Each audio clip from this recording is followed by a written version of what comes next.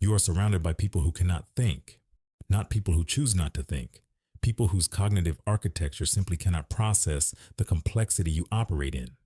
And you have been taught that this is your problem to solve, that if you just explain clearly enough, speak slowly enough, dumb it down enough, they will understand.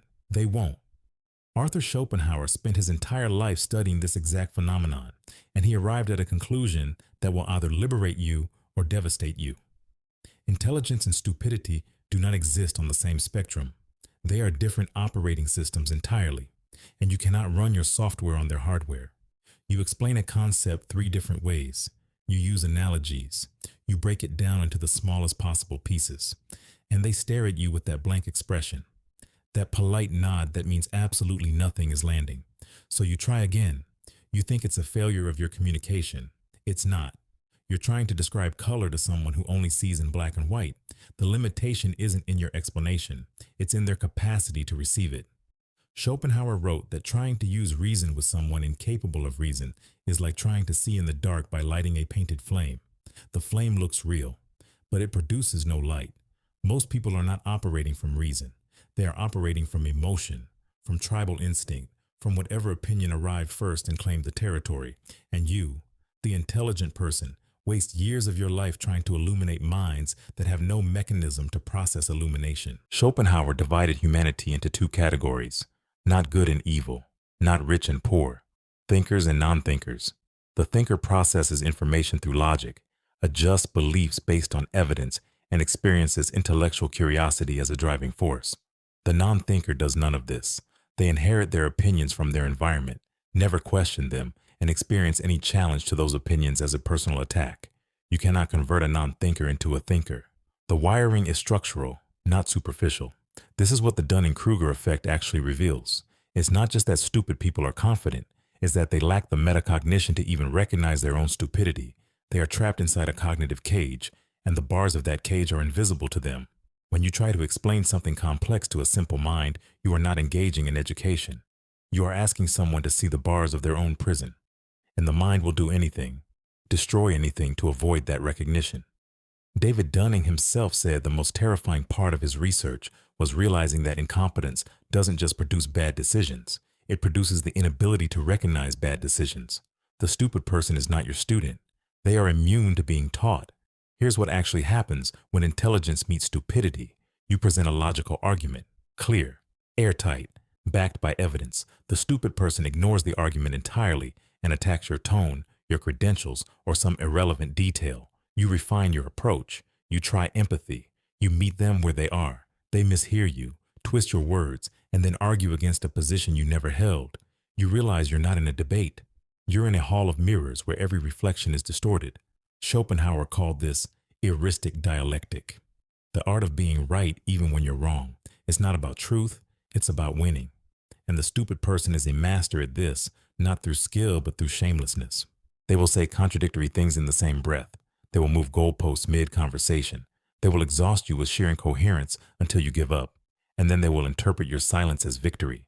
Psychologist Daniel Kahneman showed that human beings are not rational actors. We are rationalizing actors. We decide emotionally, then reverse engineer logic to justify it. The stupid person has perfected this. They feel first, believe second, and never ever think third. You cannot win an argument with someone who isn't using logic. You can only lose time. There's a story about Schopenhauer himself that illustrates this perfectly. Early in his academic career, he was convinced his philosophy would change the world.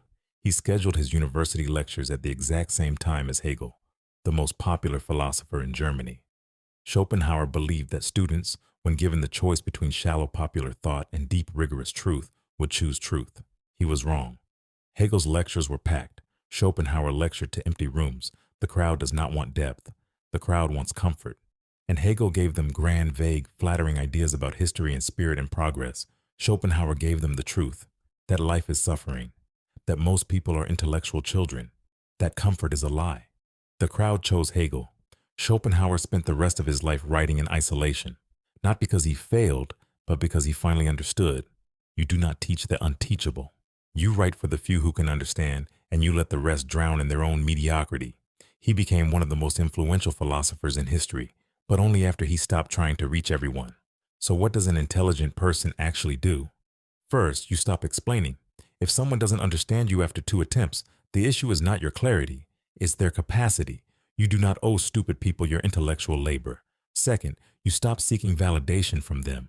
The moment you need a fool to acknowledge your intelligence, you've handed them power over you. A stupid person's misunderstanding of you is not a reflection of your worth, it's a confirmation of their limitation. Third, you become comfortable with being misunderstood. Most people will not get you. That is not a bug, that's a filter. The intelligent person does not try to be understood by everyone. They build a small circle of people who can actually operate at their level. Everyone else, polite, professional, distant. You smile, you nod, you do not argue, you do not correct, you do not engage, not because you're afraid, because they are simply not worth the energy expenditure. Here's the part most people don't want to hear. Stupidity is not a moral failure. It's not something you can fix with effort or education. Some people are simply operating with less cognitive capacity, and pretending otherwise is a comfortable lie society tells itself. The meritocracy myth says anyone can learn anything if they just try hard enough. That's false. Intelligence has a baseline, and that baseline is not evenly distributed. You are not cruel for recognizing this. You are awake. The cruel thing would be to keep pretending, to keep exhausting yourself trying to teach people who cannot learn, to keep dumbing yourself down so others feel comfortable. Schopenhauer wrote, "A man of genius can hardly be sociable, for what dialogues could indeed be so intelligent and entertaining as his own monologues?" He wasn't being arrogant, he was being accurate. If you are truly intelligent, most conversations will bore you, most people will frustrate you, and you will spend your life feeling lonely in crowds. That loneliness is not a flaw, it's the price of seeing clearly. So here's what you do. You stop treating every interaction like an opportunity to teach. You stop trying to raise the intellectual level of every room you enter. You conserve your energy for the people and projects that actually matter. When a stupid person challenges you, you do not engage. You give them the gift of your absence. When someone misunderstands you, you do not correct them. You let them stay wrong. When the crowd chooses comfort over truth, you do not chase the crowd. Schopenhauer spent years bitter about being ignored. But in his final decades, he found peace. Not because the world got smarter, because he stopped expecting it to. He wrote for the few. He lived for himself. And he let the fools have their kingdom of ignorance. You can do the same. Stop explaining yourself to people who lack the capacity to understand. Stop dimming your light so others feel less blind. The intelligent person does not fight stupidity. They simply stop attending its meetings.